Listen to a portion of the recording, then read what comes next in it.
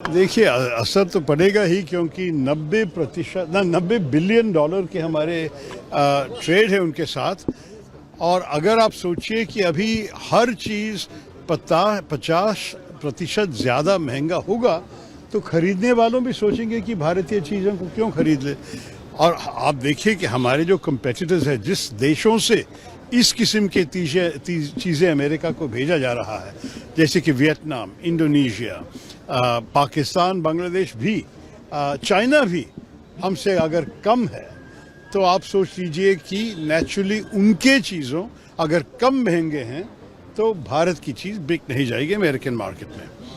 दूसरी चीज़ जो अन्याय है, ये जो एक्स्ट्रा 25% जो ऐड किया, जो ट्रंप ने कल बताया था, ये है क्योंकि हम रशिया से पेट्रोलियम प्रोडक्ट्स, नेचुरल गैस और ऑयल खरीद रहे हैं, लेकिन चाइना हमसे करीब डबल रशिया से खरीद रहे हैं और उनको 90 दिन दिया गया है, हमें सिर्फ 3 हफ्ते दिया गया है।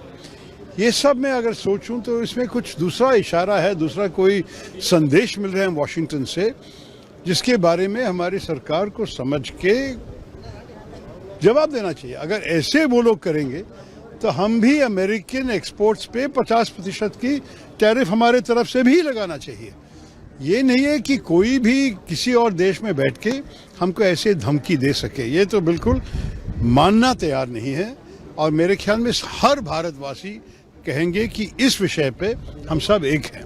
आपको महत्वपूर्ण बात कहा कि 50% भारत को भी रेसिप्रोकल टैरिफ लगाना चाहिए। रेसिप्रोकल तो उनका ही लफ्ज़ है, वो खुद कह रहे हैं कि रेसिप्रोकल है। हम जब उनके ऊपर नहीं दे रहे हैं, मेरे ख्याल में हमारे जो टैरिफ्स है जिसके खिलाफ ट्रंप साहब शिकायत कर रहा है, हमारे तो एवरेज टैरिफ्स अमेरिकन गुड्स पे 17% है। तो अगर आप सोचेंगे कि 17% के बदला वो लोग 50 कर रहे हैं, तो हम क्यों 17 पे रुके? हम भी 50 तक कर सकते हैं। मैं नहीं चाहता हूं कि हम अननेसेसरी झगड़े में जाए। ये तो एक बहुत अच्छा रिश्ता था और मेरे ख्याल में स्ट्रेटेजिक पार्टनरशिप की बातें भी हुई हैं। क्वाड में हम एक साथ हैं, I2U2 में हम एक साथ हैं। बहुत सारे वर्किंग ग्रुप्स के भीतर AI पे, डिफेंस पे, कई विषय पे चर्चा अभी भी चल रही है।